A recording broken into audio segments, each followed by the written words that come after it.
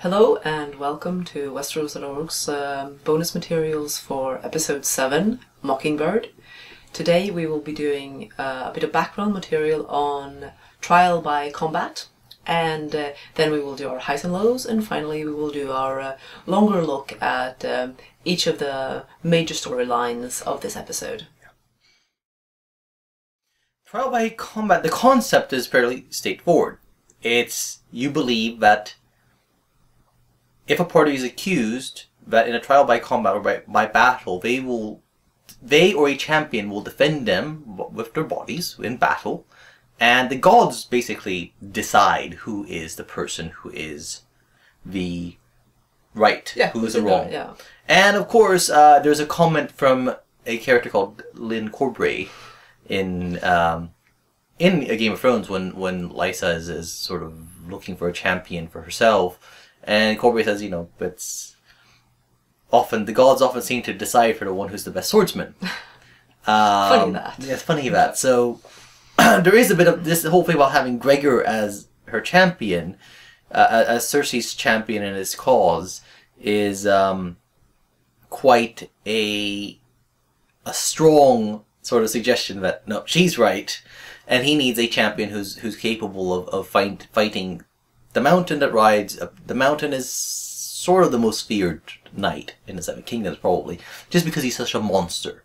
And as we saw in this episode, he's huge, and he's even bigger. If you can imagine it. He is even bigger in the book. He's almost 8 feet tall. He weighs, with armor and all, 400 pounds. Something like that, in that range. He's enormous. And you could see why people would be afraid of being David to his Goliath.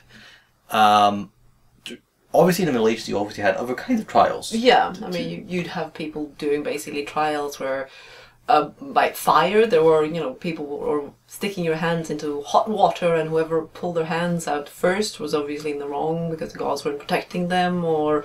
I think there was also holding a hot iron. Yeah. If you weren't burnt, you must have been innocent. Or, the classic from Monty Python and the Holy Grail. Oh, let's see if she's a witch. If we throw her in, and if she floats, she's a witch. If she sinks, she's innocent and dead. The concept is that the water itself would reject her for being tainted by the devil. So the gods deciding all these things, and obviously having people do very dangerous things, but the gods are supposed to protect you if you're in the right. But it usually goes to whoever's the best swordsman. Yeah. So it's quite big for Tyrion in this episode that Oberyn Martell steps up and says, "I'll be your champion." Yeah, we have Bronn going through basically saying that, maybe I could do it, and but pointing out all these things about Gregor, so giving a sense of why he's not willing to risk it, even if he thinks. So this probably would be, even if Tyrion was in a position where he could, pay off people as a Lannister, there'd be a lot of people who'd be weighing the pros and cons and thinking, probably not worth my time. Alright, let's then with that go into what our high points and lows are. Yeah. Which one? Yeah. Let's go with the lows first. Dario and Dany, I think, I'm finding, it's difficult for me to sort of... It is difficult. The Dario of the novels is very kind of clear. He's a very sort of strongly written down character, like exactly what he's about. I don't feel that I have a good sense of this guy. And I think last season, we had the same. I think Ed Skrein, whatever led to him leaving the production. I think he did, his interpretation was quite close to the novel. He was very arrogant and flamboyant, and he was making these grand gestures. He wasn't a bit of a softie who's picking flowers and being very kind of sad and puppy faced when it is a bit I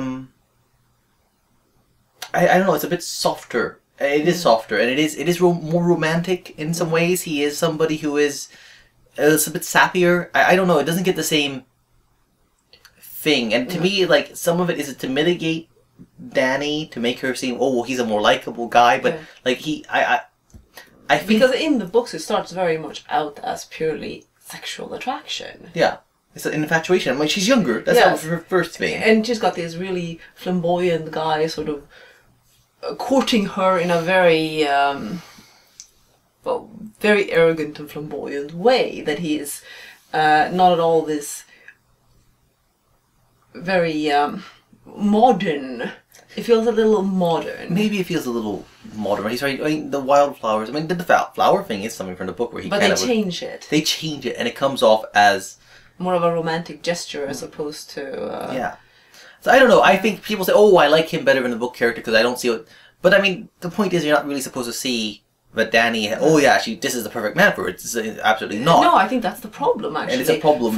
What I get hung up on is the fact that they're making him more likable, ostensibly.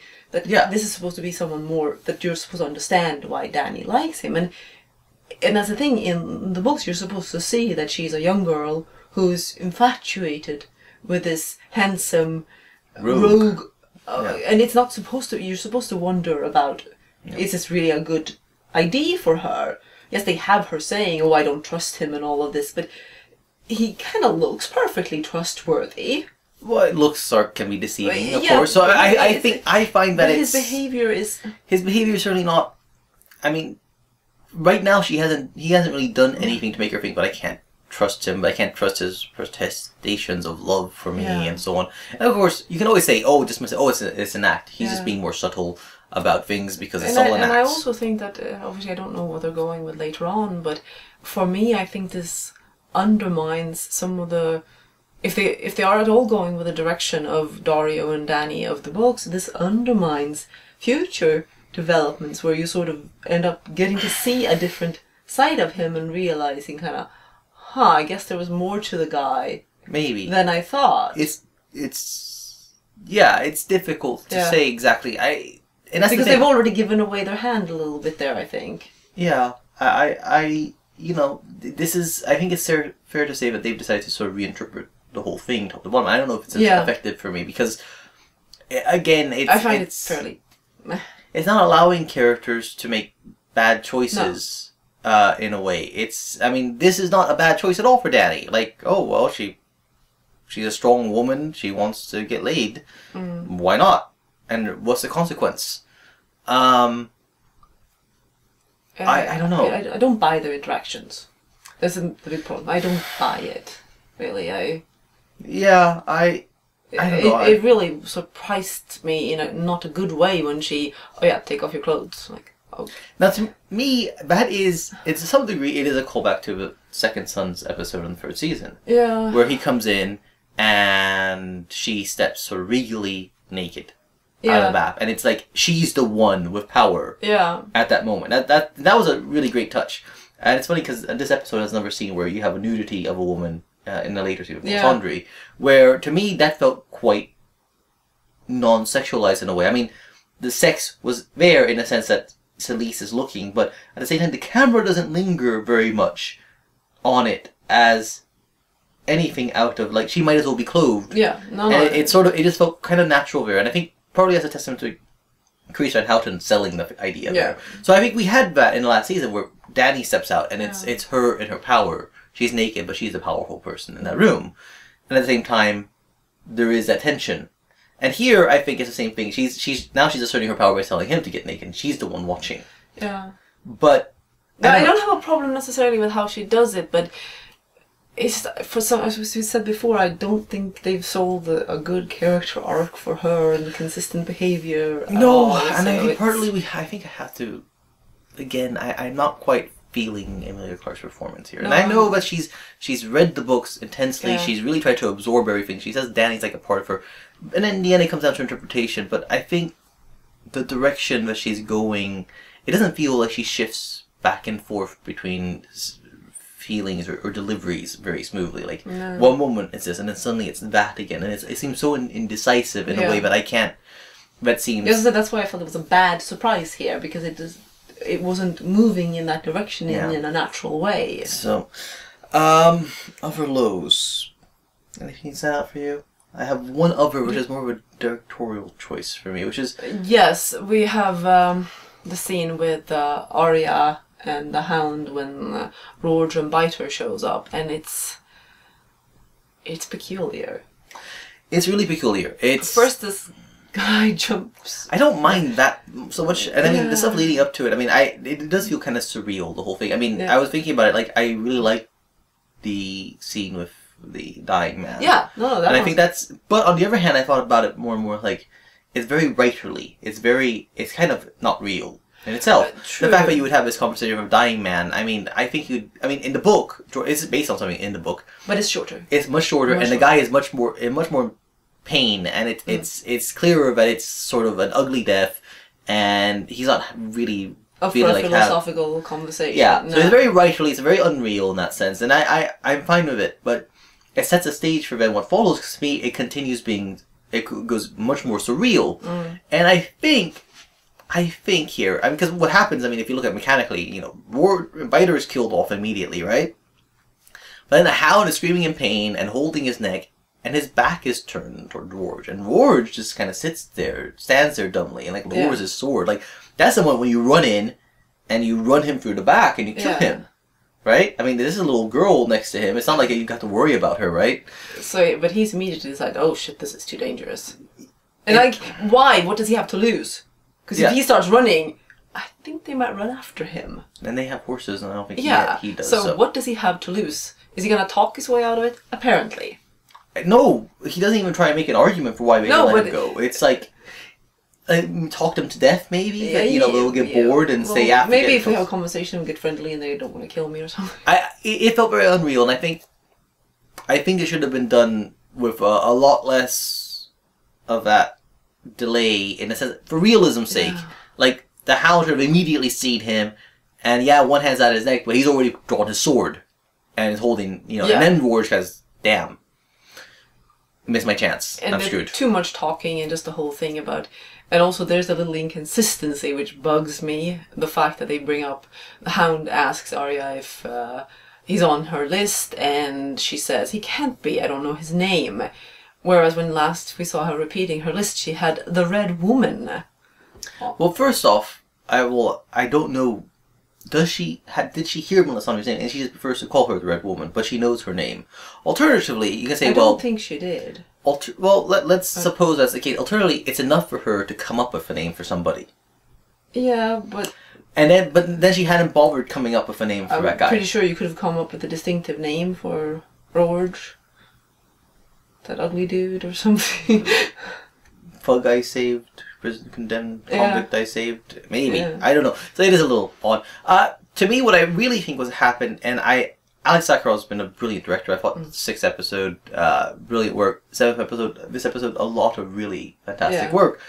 But and he's someone who is a cinephile. He loves film. He really, and we've seen him do things where works of directors like Kurosawa and you know, the Russian director, the Soviet directors have been real influences in how he stages things. And I think, and something keeps nagging me, but this particular kind of scenario of a man, 2 men talking, where one was trying to kill the other a moment ago, and then they have this long conversation, and then suddenly he's dead, is I think it might be out of Kurosawa. I don't know, maybe Sanjuro or Yojimbo or something, or one of those you know, Shambra samurai films of that era had something like this, and I think he kind of liked doing something like it, and so he blocked it and directed it in a way that felt very artistic in a way, and very unreal. And I don't know, but I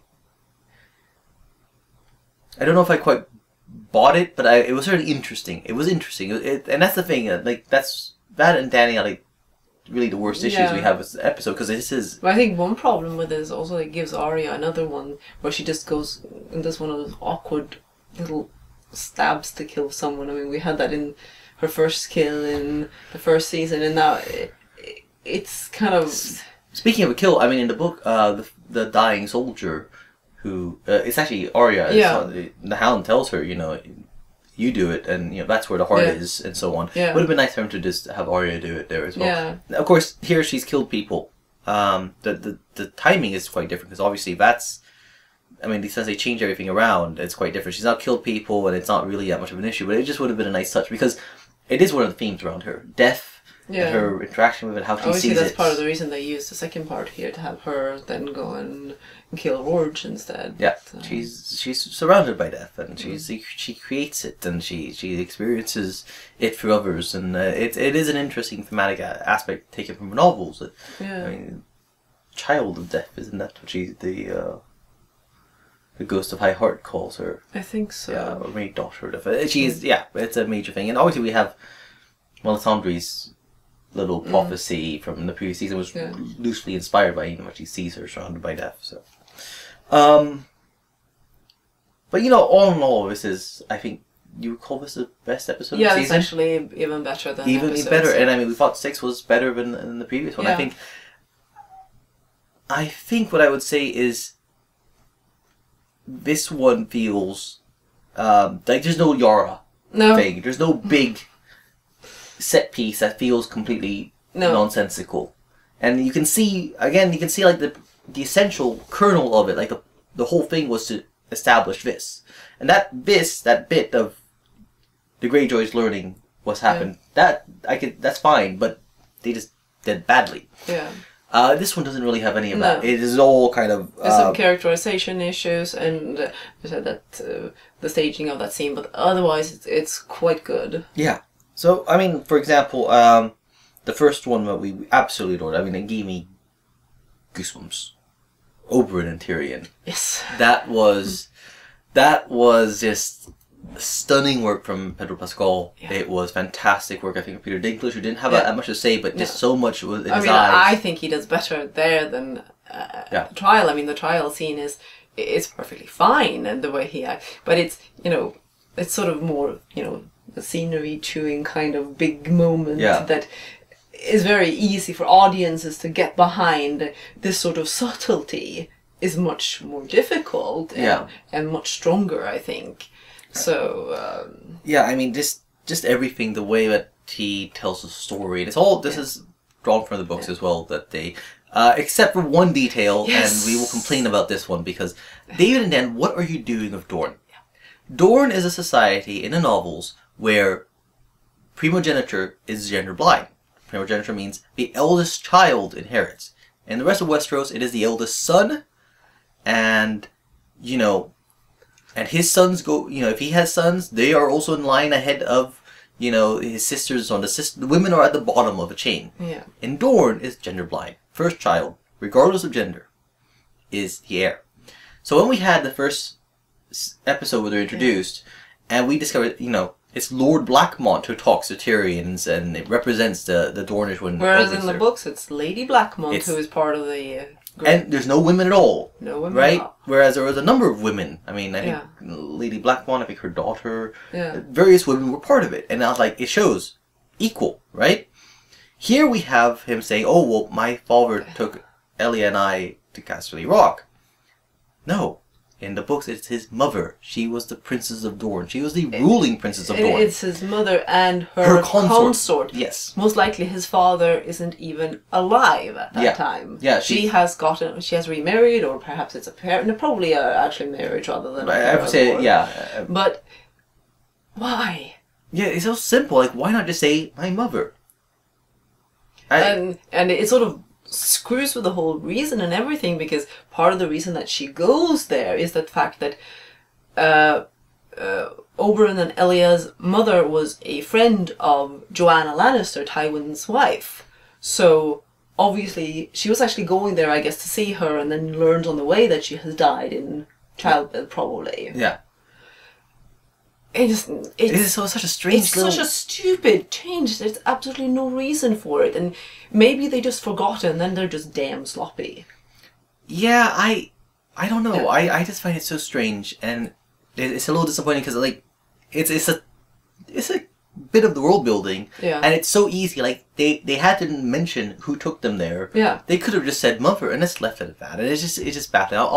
Let's say they must have just forgotten, and then it's just sloppy on their part. Yeah, I hope they forgot rather than purposefully changed it, because that would be really bad. Yeah, if they purposely changed it, I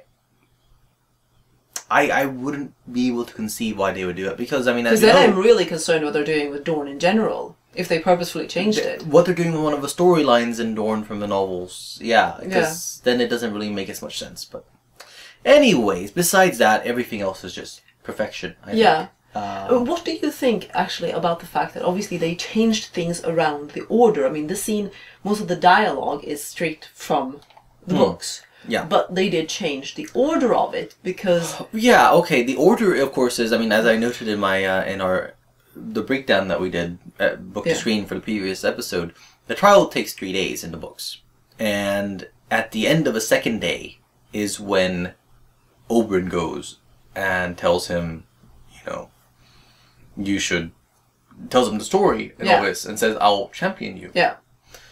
So Tyrion knows that he has a champion when he calls for trial by combat. Yeah, because then, and the third day, at the beginning of the third, it's Shay who comes in, and then there he's done with it, and he says, I demand a trial by combat, and there's a big shock and all when Oberyn stands up and says, the dwarf is quite convinced me, I'll stand as his champion. There's pandemonium there when that happens. Yeah, so, I mean, because you lose that aspect of it, the very public declaration, and the fact that basically Oberyn is throwing down the gauntlet in front of the Lannisters in public.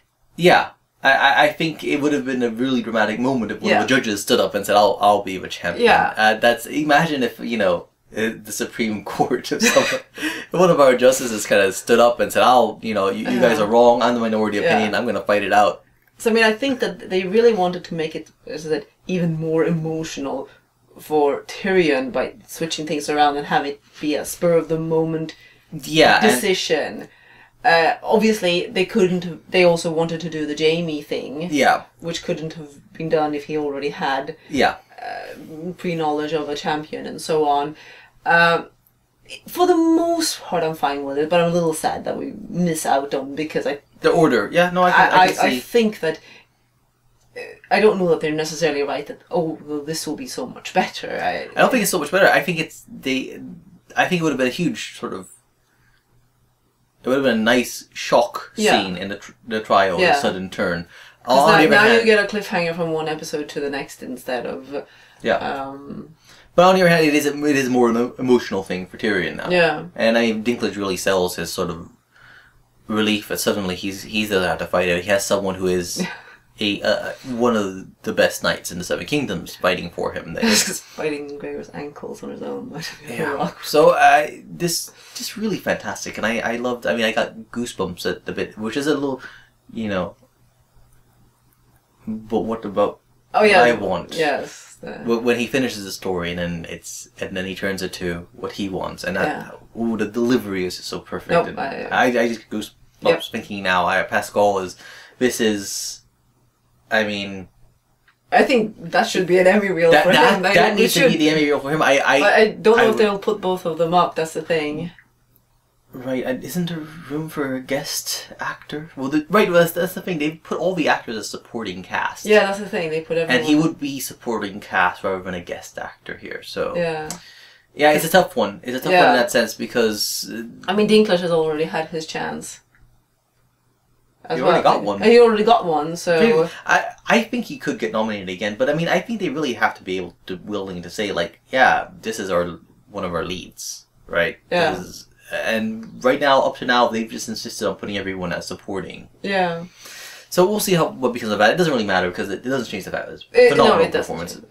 I mean, that was really fantastic, and hats off to David and Dan for sticking to the material so well, because it worked. They could see it, this is really strong, other than the mother father. Right after that is the Eyrie, and also very close to the books. Obviously there are changes because Robin's, he's Robert in the books, but and they changed the order around. The orders changed because around. Sansa actually has this Littlefinger who's helping Sansa build the castle. It would have been nice. I think I would have liked it if we had him do that. Yeah, it would have been and then Robin comes in afterwards and messes it up. Yeah, so... And that is obviously partly motivated by changing sort of...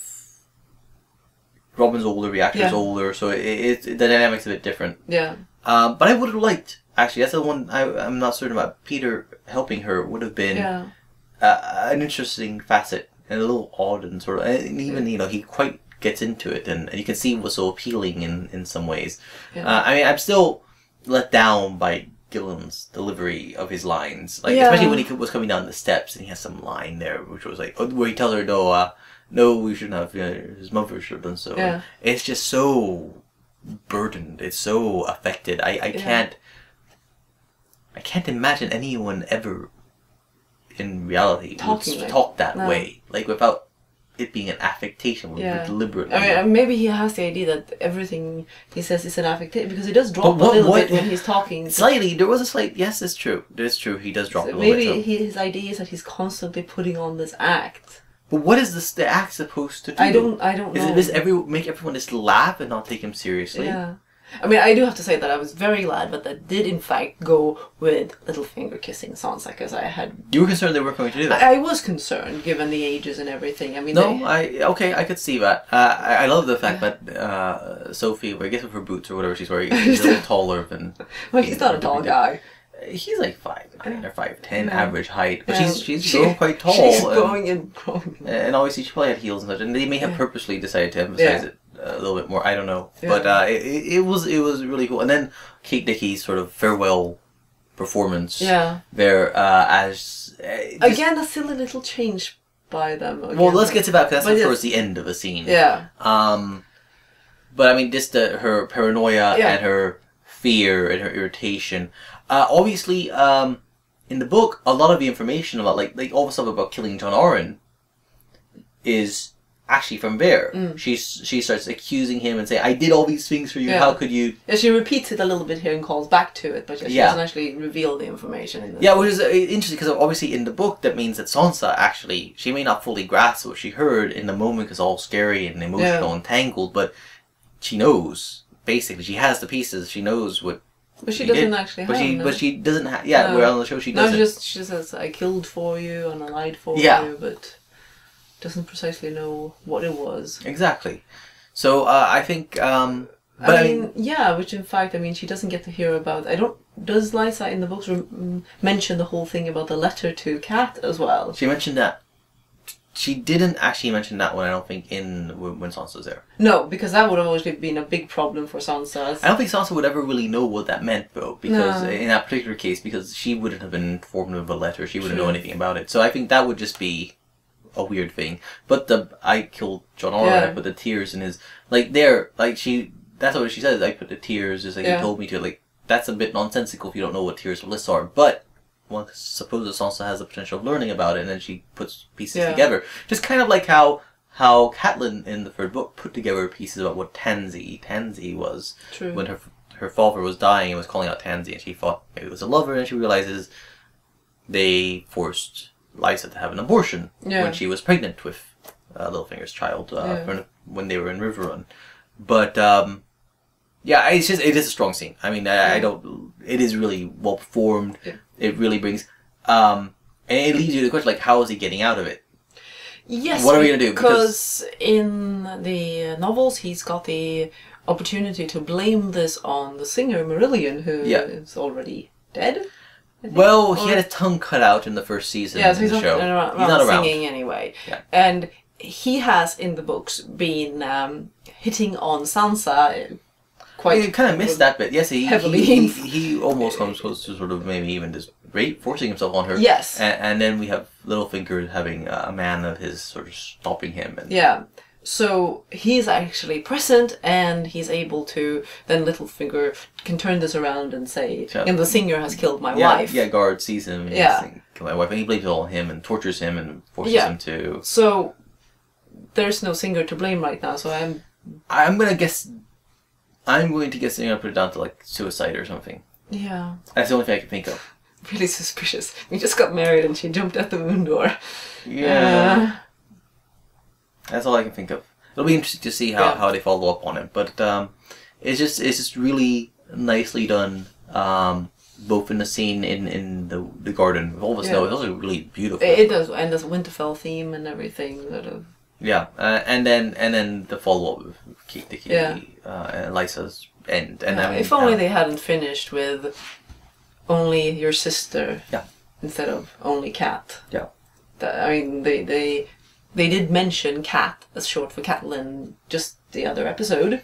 Yeah. So why? Because in the novels, Littlefinger finishes when he pushes her, saying only Cat. Only ever loved one woman, only Cat.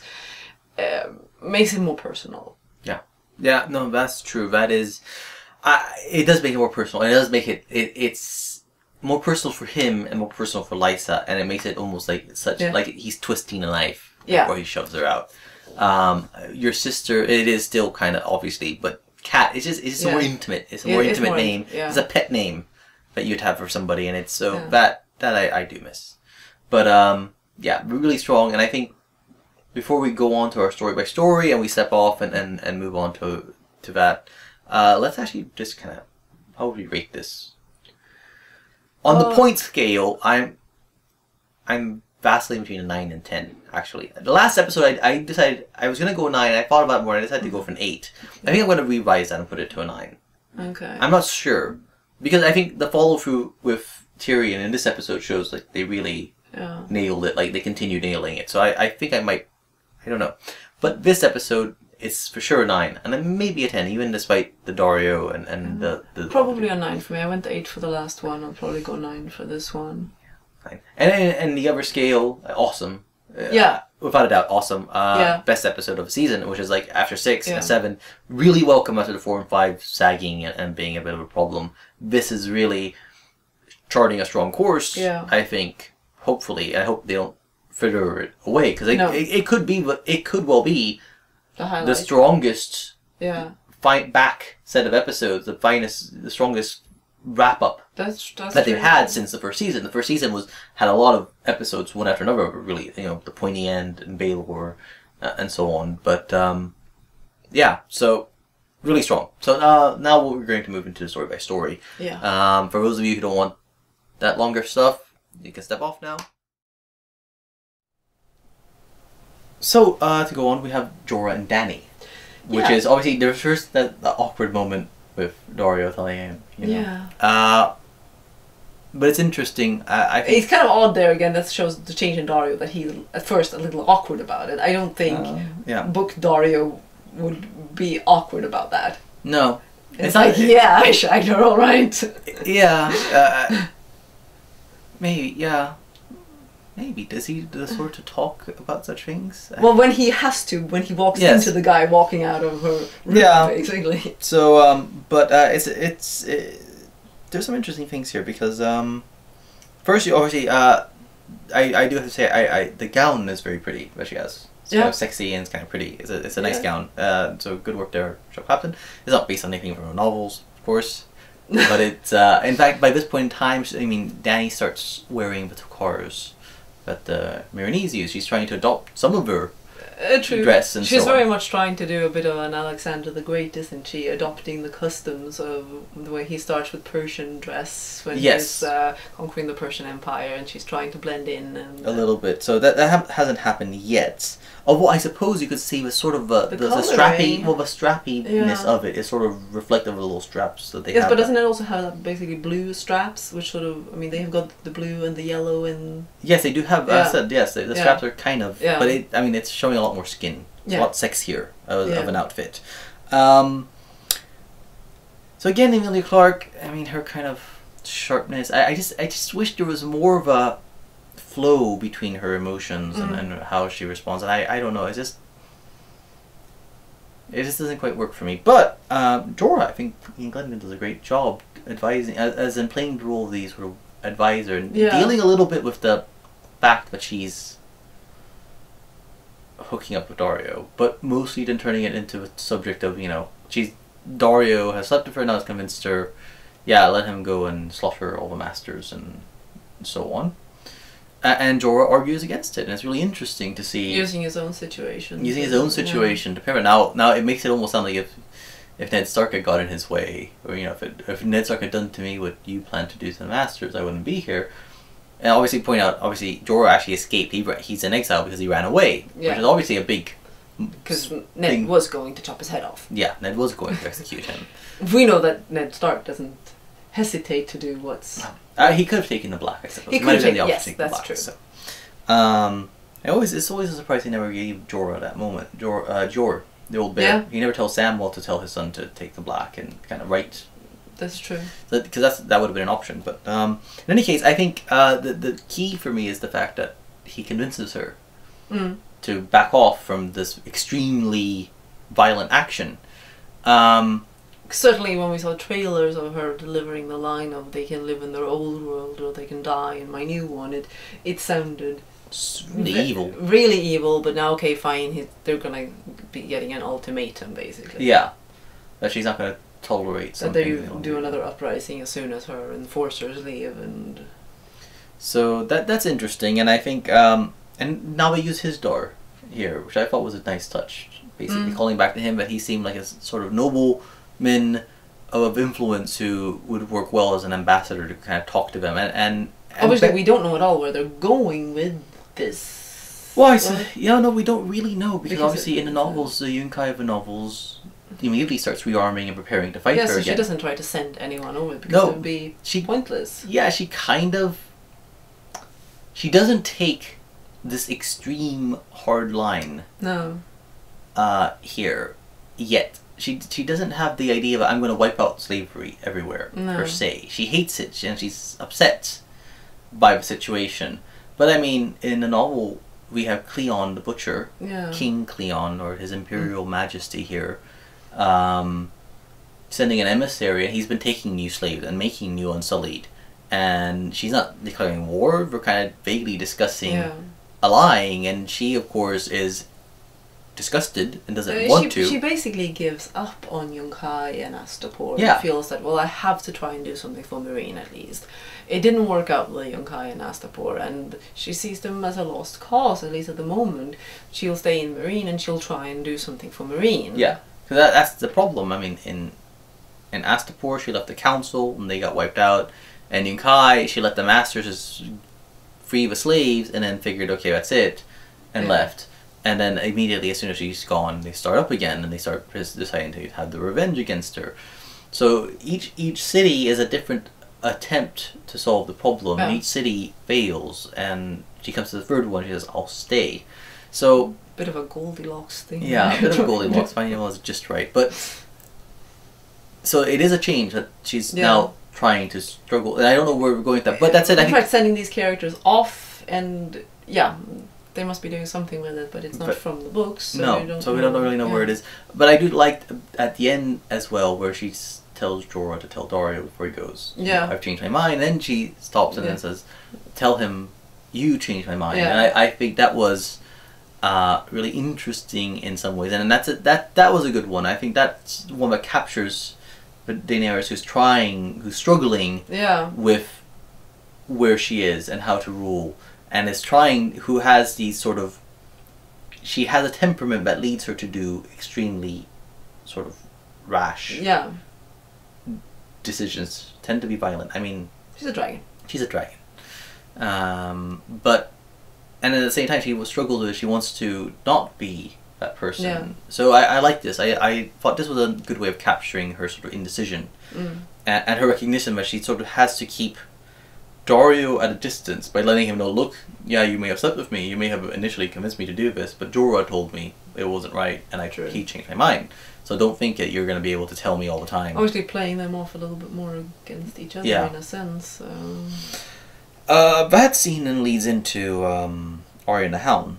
Now, I like this one more than you, I think. I think it's a perfectly fine scene, and it's well acted, and I said we finally now we get the Hound telling his own story of how he became burnt, rather than, I mean, they changed that in the first season. He was supposed to have told Sansa this. Instead, they have Littlefinger telling Sansa. Yeah, and that was a production necessity. Yes. They basically had really bad weather for a tournament scene, and they couldn't get the scene as originally shot or planned done. So they felt they had to have it, and they gave it to Littlefinger as a convenience, as a way to solve it, of not having the story. I mean, it does take away the fact that he's not supposed to have ever told anyone, so how Littlefinger knew the details. No, it's a bit too much of that. But that said, I think the performances are really great. The performances are perfectly fine. It's just one of those where I wish we hadn't had the knowledge of this already on the show, because it's less of a sort of a gut punch, less emotional impact by taking that away. It humanizes him so much to have this sort of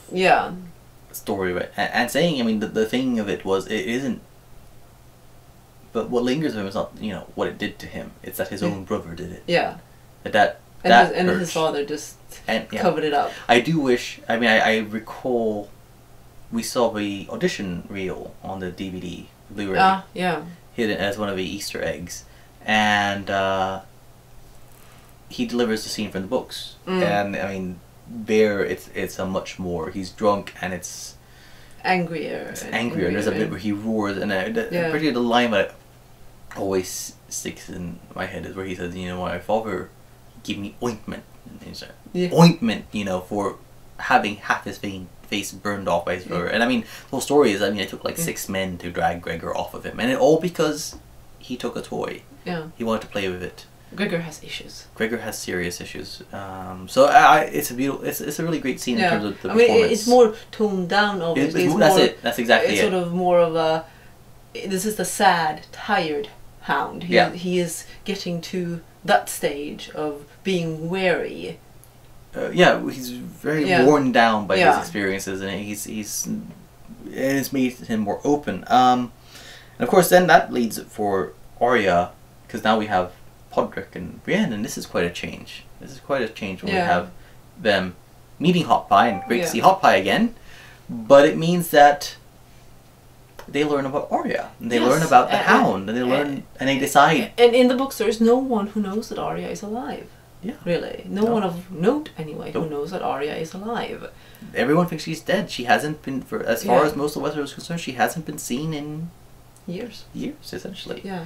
Not since the end of you know, since before her father died. No. It's a long time for a child to be out there. So revealing that... I don't know where they're going, but and obviously the convenience of them deciding what they must be going to the Vale. Yeah. Which is exactly right, and it's a nice bit of sort of sleuthing, I guess, by Pod, who benefited from the education Tyrion gave him about learning, you know, the relations and so on. But oh, and of course now we find out that despite Brienne saying last time around that it was going to take perhaps a few weeks to get to the wall, depending on the weather. Now they've been sleeping in ditches for a few weeks, and they're only at the inn. Yeah, at the inn in the Riverland. So it's a bit of a sloppiness. She should have said it might take us a few months, and that would be correct. So, anyways, it can be very inconsistent how they deal with time and distance and things, and part of it is a sort of necessity of blending all these.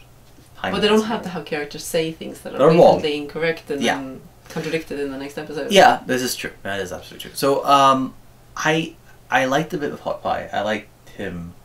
Yeah. And the fact that I didn't like the idea that he was sold to the innkeep.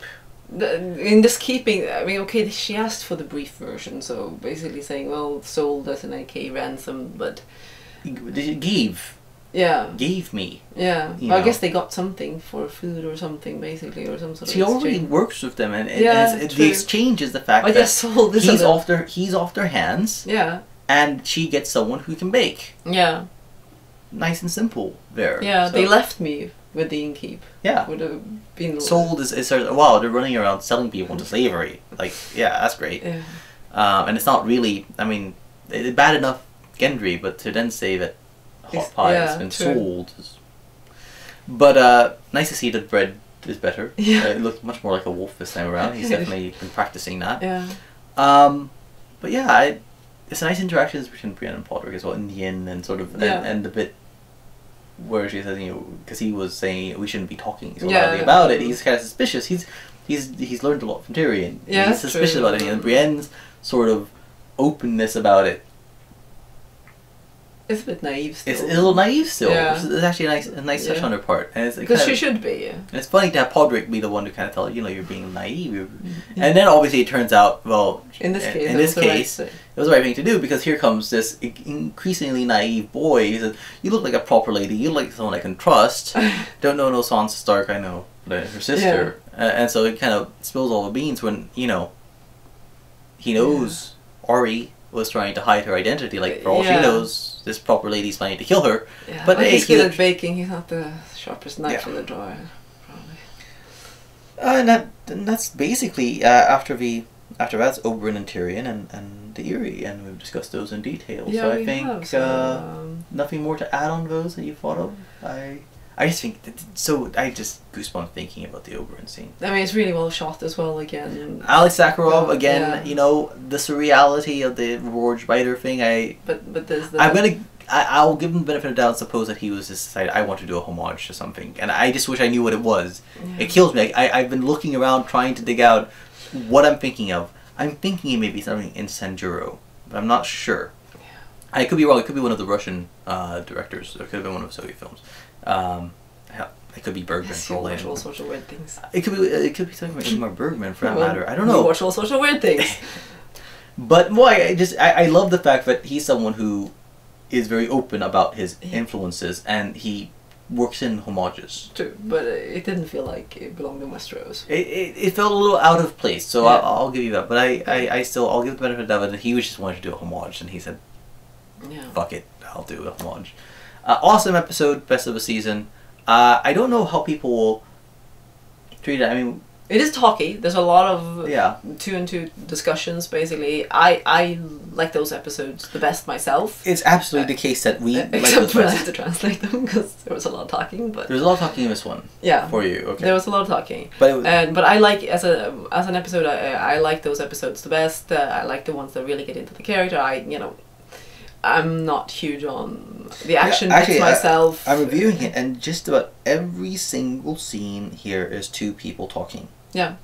There's technically the Rourge scene, I guess, has three people briefly, and then the Castle Black scene. Yeah. But everything else, well, even the Castle Black scene is sort of mostly just Thorne and John. Yeah. It's a lot of just two people, and I think it works really well to giving them time to flesh out the characters and having them. But you need that because obviously we've seen with the previous seasons that the last 2-3 episodes tend to be quite intensive. Yeah, and certainly episode 8, The Mountain of the Vipers, promises to be a big one. Which obviously doesn't make a whole lot of sense necessarily, again, to people who haven't read the books, because they've forgotten to establish a certain by name on the show. People will have to assume it just from the fact that he's got like snake skin belt and so on, I guess. But it would have been nice if they just... Yeah. I don't know, sometimes they shy away from the names. I don't know why. Like the Red Viper. The Red Viper, infamous man. Yep. There? Okay, so we will be seeing you in a couple of weeks then for that episode. Indeed, because there's going to be a 1 week break. Between, 1 week break, not a 2 week break, a 1 week. Yeah, but it means until 2 weeks until the next one. Yeah, until then, enjoy.